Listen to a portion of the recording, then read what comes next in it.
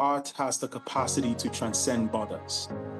Art is relatable regardless. It cut across every single sphere, regardless of who you are, regardless of where you come from, right? It's also an incredible tool for cultural diplomacy and for cultural understanding. Bakare Mubarak is a Nigerian entrepreneur and cultural connector, and the founder of BILARTERAL, an initiative dedicated to bridging Africa and its global diaspora through art, business, and creative collaboration. He is also the co-founder of Expedition 54 Limited. He has earned special recognition as a Global African Youth and Cultural Ambassador from Nigeria's Federal Ministry of Youth Development, and he has been described as someone who inspires a generation of young Nigerians while elevating the nation's cultural heritage on the global stage.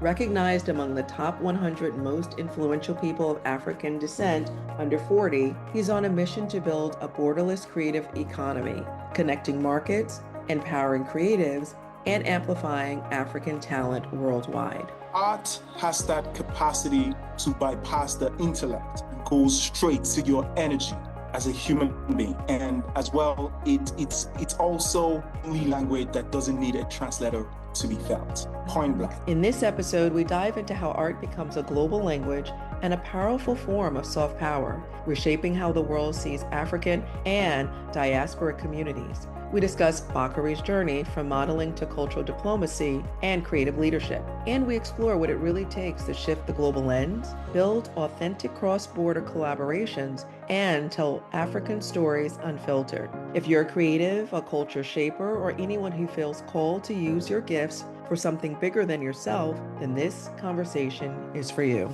Bakare, welcome to the show. Really excited to have you here with us today. Right. Likewise, I'm super excited as well. Thank you so much. You're welcome. Well, Bakari, I'm going to start a little differently. I normally ask guests, to start at the beginning, but I'm going to start with, I mean, I think I heard the news. You were once the tallest model in the sub-Saharan part of Africa. Is that true? I am actually still a model. That was pretty much my background. Mhm. But I have transcended that, Right, ultimately. right. And I had also been able to leverage that unique status as the tallest model in Africa to propagate and promote the African culture, Yes. whilst also as a tool for cultural diplomacy, as a soft power tool, ultimately, to promote the culture whilst incorporating art as well as business, ultimately, right? Absolutely amazing. And I do want to better understand the evolution from going from modeling and then the extension to being a CEO and co-founder of several businesses. What did that evolution look like for you? So ultimately, for me, growing up, I've always been very charismatic, by virtue of what I look like, and it's been pretty interesting. Also, as well, rather, shall I say, it has contributed to what my persona is, holistically. But I never wanted it to be just about what I look like. I've always been very impact oriented. So I'll say it's also tilted towards purpose as well, right? And by virtue of this, I thought it was very important to leverage that unique status, again, like I rightly said, for utmost benefit of not just myself, but of course the entire global African community, as it were. And then I remember while I was in my teenage age, I've always been a very curious person, you know, and I came across a saying, man, know thyself. And I Mm. thought it was very important to know who I am at the core of it all, what my purpose is. And I know for sure, instinctively, that is very much in correlation with the renaissance of a global African community.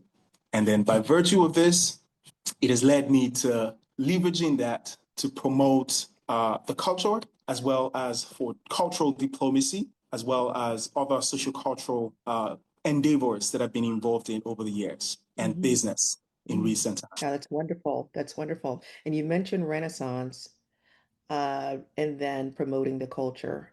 There's so many ways to promote the culture. I want to ask you why art and the connection to culture in the global communities, as opposed to Correct. engineering or science. Was there a particular reason? Ultimately, because you see, art, there's a saying that if the world was devoid of art, everything would just be flat and bland, you know?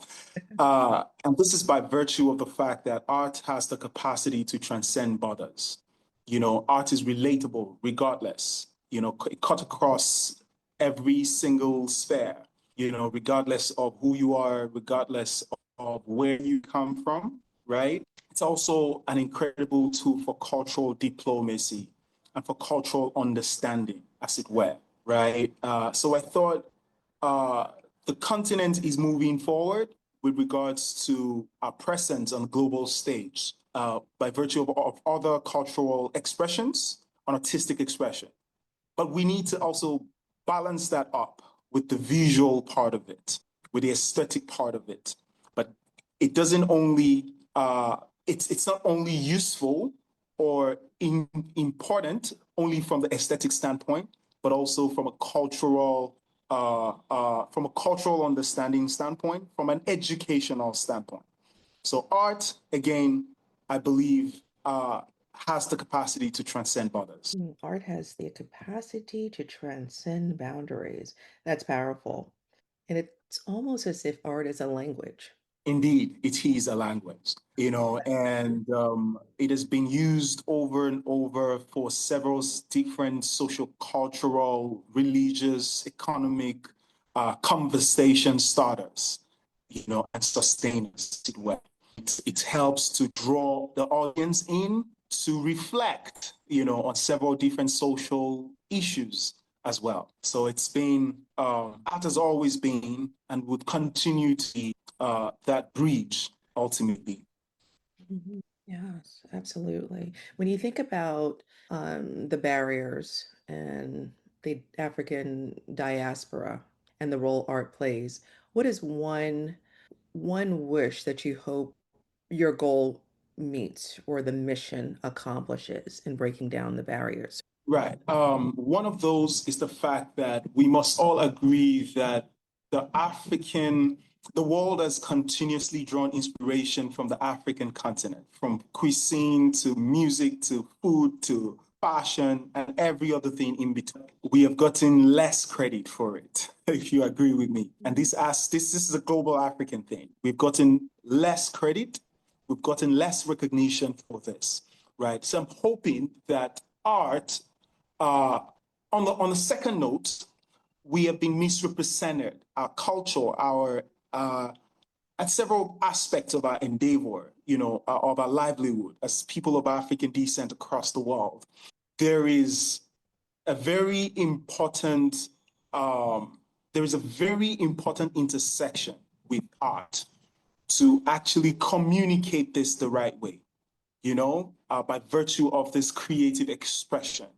It has that capacity to communicate unmistakable facts, right, about the realities, about the essence, about the value, the cultural nutrition, as I'd like to call it, right? So that is one part that is very interesting and that is very critical. Uh, on a second note, it also has that capacity to bring us together. Just like just like you could tell that one of the greatest exports out of the African continent right now is the creative expressions, the arts, the music, especially in recent time, the fashion, the food. You see people going bonkers about the music, even if they don't know what the person is singing, they don't know the lyrics or the meaning of it, right? So this is what it is ultimately. Uh, it is that ultimate intersection. Hmm. What do you wish people knew about African art? You mentioned the cultural nutrition, but what does that really mean for someone who's listening or someone very new to the African art and diaspora? You see, my takeaway, or what I would want to be their takeaway, I beg your pardon, would be that, and I'll put it like this: art actually bypasses the intellect, or the intellect basically, and goes straight to the spirits. You know, it's the language, it's the only language pretty much that doesn't need a translator to be felt. It goes beyond just a word. Like they would say, a piece of art, say a picture, for example, has the capacity to tell 1,000 stories without even necessarily saying anything in literal form. You see? So art has that capacity to bypass the intellect and goes straight to your energy as a human being. And as well, it's also only language that doesn't need a translator to be felt. That Point makes blank. It's felt in the spirit, it's felt in the heart. Hmm. Bakari, when you look at the life and work you're building today, connecting Correct. art, culture, and global communities, what part of that journey feels the most meaningful to you personally? That's a question that actually gives me a lot of goosebumps. And reason being that, for me, I think leadership is service. I'll say it's the service part of it to humanity at large, right? To humanity, as it were, right? And as a leader, I believe that it's very empirical to lead by opening doors for others ultimately. And by virtue of this, it's a marathon. It's not a sprint. It's one day at a time, and it's important that you do not go by yourself. They must build a community. And for me, I think it's important to build a global community. Why is a global community important in the work that you're doing? Because it's actually a global mission, as it were. Like I said earlier, one of my ultimate vision that I've come to realize is that I've been put on this surface of the earth to be one of the greatest forces that will drive a global African renaissance. That will drive that important frontier, or that new frontier. So it's very important for me to contribute my own quota. And the scale is a global scale ultimately. Mhm. Yes, And absolutely. one of at my very core, as a Pan-African advocate, I believe that Africa is not just a place to be helped. That like the narrative has always been. It's actually a source to be tapped. You know, my work is about shifting the global lens. That global lens ultimately, and that's what it. Shifting the global lens, I really like that statement, shifting the global lens, and you're really shifting the narrative. As you said, you're changing the narrative and the perception of the work that comes out of Africa, which is Mhm. powerful. Correct.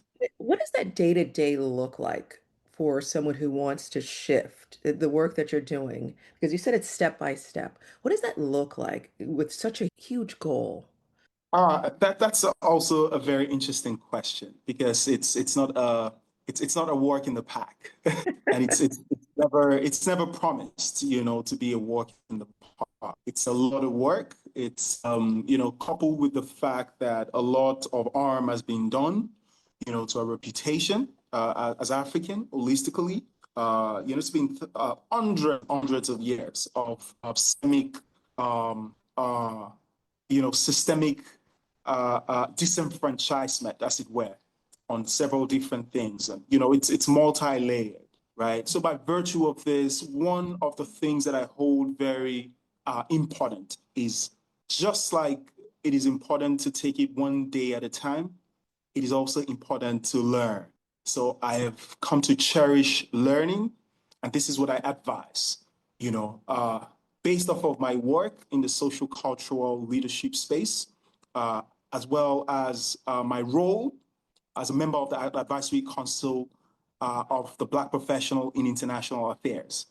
I've come to understand that it's important to learn, also being privileged to speak and share my thoughts to thousands and thousands of young people, on the continent and across board. And this has also always been my message. It has always been a very critical message that I share, or thoughts that I share. It's important that we continue to learn. It's indeed one of the most important things we must do, you know. And then right after that, it is also very important for us to collaborate, to co-create. I've been a very great advocate of that. As people of African descent, it's all right for us to be scattered around the world, but I don't think it's acceptable for us to be disconnected. We must find a way to collaborate. So hence, I'm a very huge fan of collaboration. We must find a way to integrate. We must find a way to do business together. And that's also one of the work that we do at Expedition 54. I co-founded a company called Expedition 54, and it was founded to ultimately create that platform to foster and drive meaningful business conversations, right? And then we're moving to create more business-to-business connections, leveraging culture with bilateral and art, right? If that answers your questions. Does. It absolutely does. Because what was driving the question is really because I know you travel. You travel often, and a lot of your work is connecting across boundaries. It's communicating. I just want to make sure our listeners know that if they want to carry that torch, what does that look like to get that message out, to continue the work, to be an extension of the work that you're doing? They may not be a part of your organization, but they may say, you know what, I want to be a part of this because it's bigger than self. And then the part That's about correct. learning, I think a lot of us don't, especially in this day and age. It's bite-sized information, right? You don't have the full picture, just bite-sized information, but we really need to have a good grasp of what's happening That's correct. around the world And state. that's one of the reasons why I've always emphasized partnerships and collaborations and community, right? And consistent learning. Ultimately, it's important for us to also shift from soft power to smart power, as it were, because the global dynamics is changing, right? So we must at the top of it all, we must continue to learn, right? We must also understand that when there's a will, there is a way, right? That's another very important part of all of this endeavor. There must be the will to actually create this renaissance. There must be the will, there must be constant learning, there must be collaborations. We cannot isolate ourselves. There's already been a systemic way to actually isolate us from each other, right? So we must continue to build that community, co-create, collaborate, and continue to chart new course, and chart new horizons. Mhm. Chart New Horizon. Right. You founded Bilateral. Amazing. Amazing. What inspired you to create the company and what vision were you hoping to bring into the world through it? In honesty, I'd say that it is the intersection of culture, African art, and global diplomacy, right? We are hoping to transform the vast artistic and cultural wealth of not just the African continent, but a global African community into sustainable and measurable social and economic impact. I think that's pretty much the best way I could encapsulate it. When you look at your journey so far, what are some of the most important lessons you've learned about creativity, leadership, and building something meaningful? Hmm.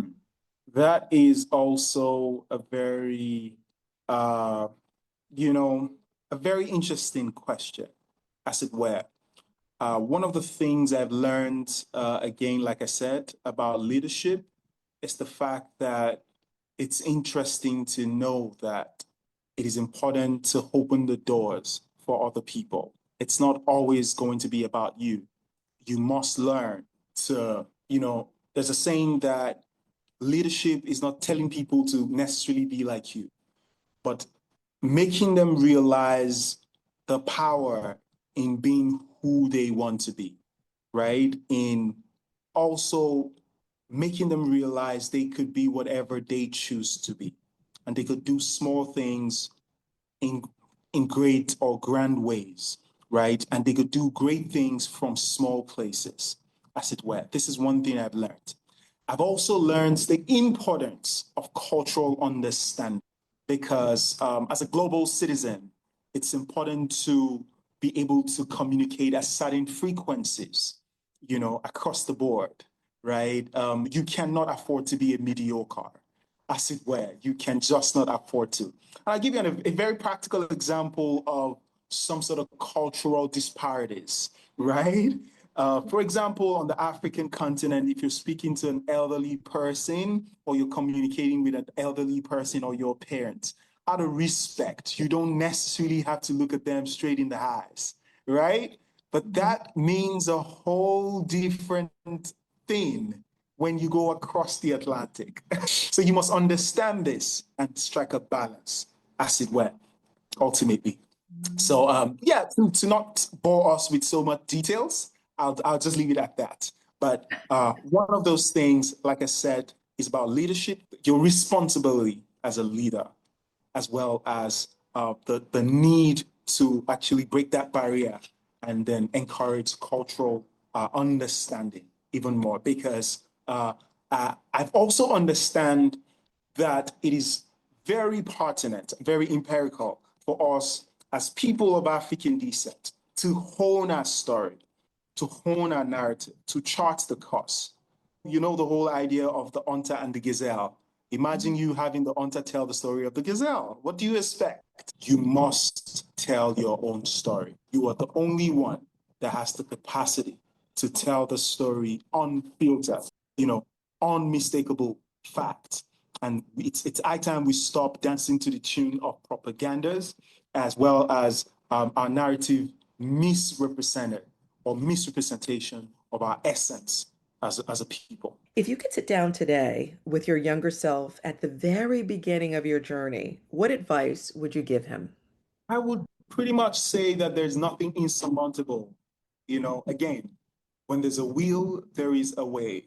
I would tell my younger self the power in the mind, the power of the human mind in itself. And sometimes we are being made to think that the mind is something very ambiguous, right? It is simply just, I've been able to simplify it. And I think it is just your thoughts and your perceptions around about yourself and the world around you. So I would say believing in self as well as believing there is nothing unattainable, right? And believing in the power of one's mind.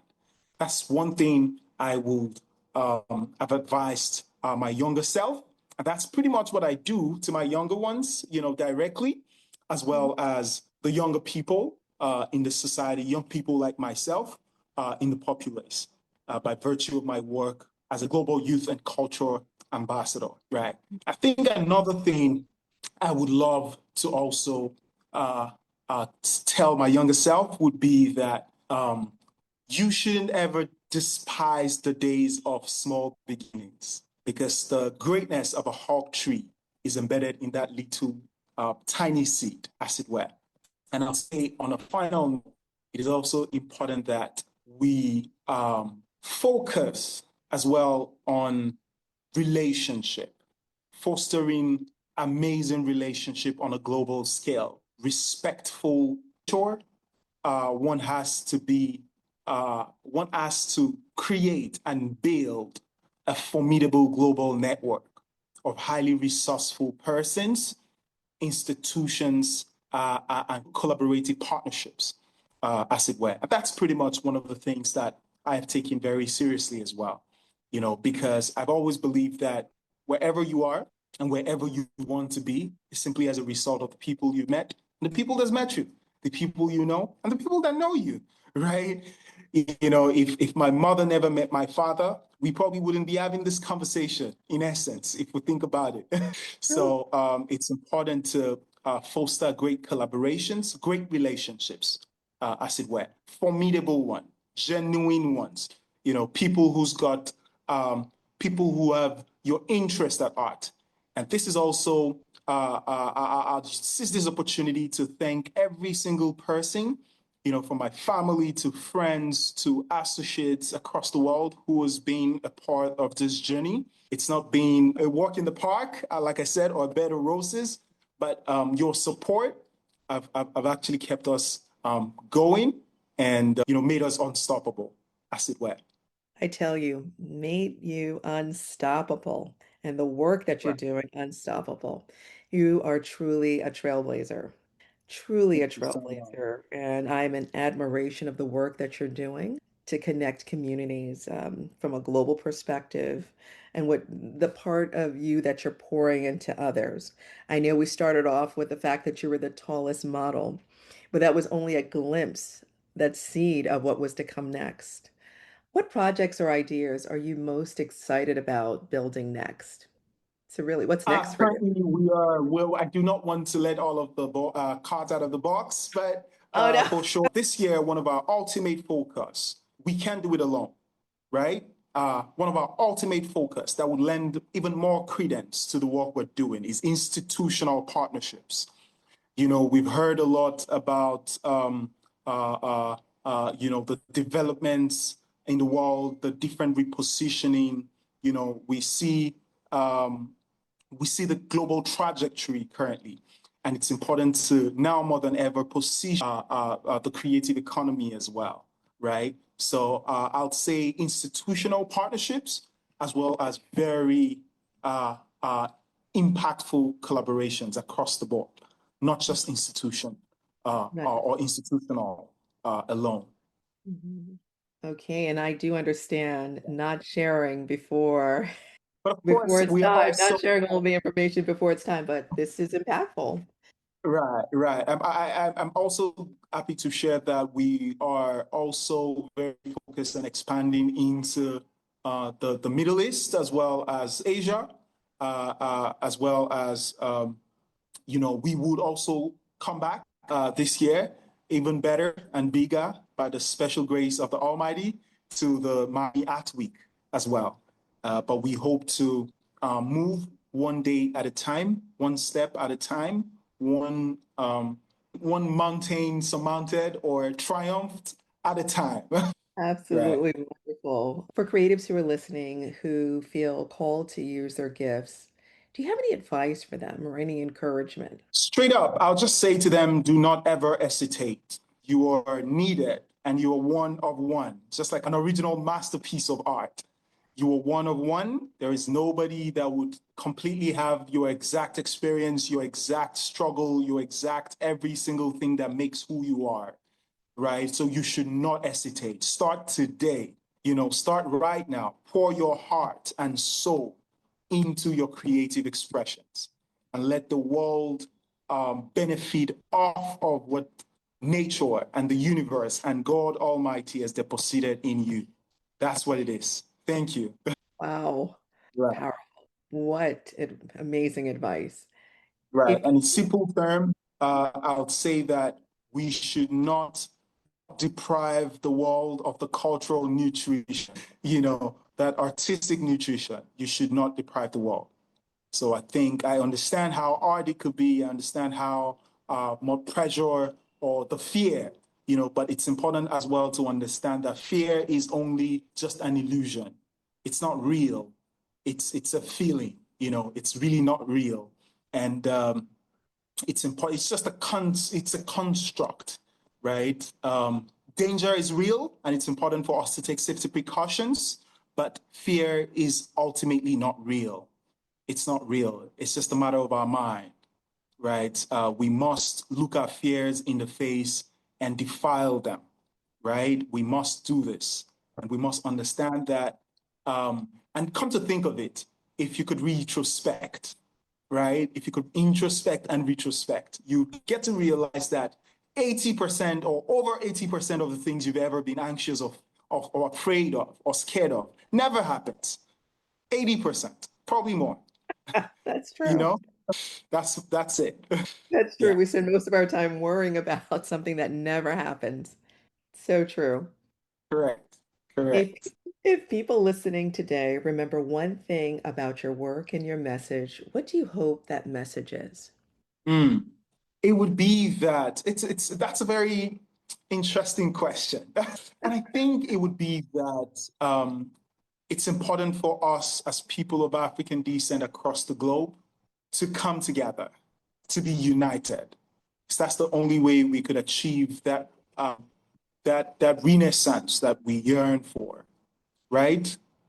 It's also important to also remember that this is for a global African community, right? And also that our work at Bilateral is, the intersection of art, culture, and global diplomacy, as it were. And then I want to say that on a final note, uh, it's important to also know that we are doing this, and I think the world is waiting for our specific frequency. I can't find any more words, but I think that's what it is. Question for you, Bakari. You've mentioned frequency more than once. I have my own personal interpretation of what frequency is. But when you say specific frequency, tell listeners what you mean by that. Pretty much think it is your vibrational state. As we know, everything in the world moves, right? And that's what determines how the world is engineered. Things don't happen by chance. It happens by frequency. And if you look at you look at the magnetic field, right? You have to bring these two magnets together on almost about the same frequency, the same field before it comes together.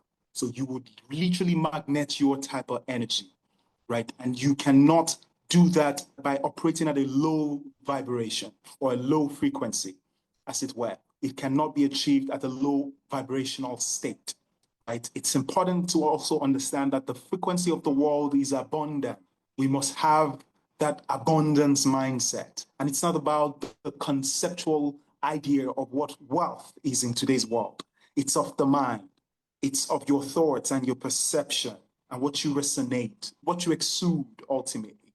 And that's what the vibration is. And that makes so much sense to me because earlier in our conversation, you mentioned frequency as I said earlier, but you also mentioned mindset, Correct. Correct. aligning mindset with the frequency so that like attracts like. Yeah. Absolutely. Bakari, thank you so much for being a guest on the show. Thank you for sharing your experience, your wisdom with our community, and I do hope you'll be able to join us again. For sure, by all means, it would be great for us to do amazing things together. The mission and the vision is larger than life, like we both agree.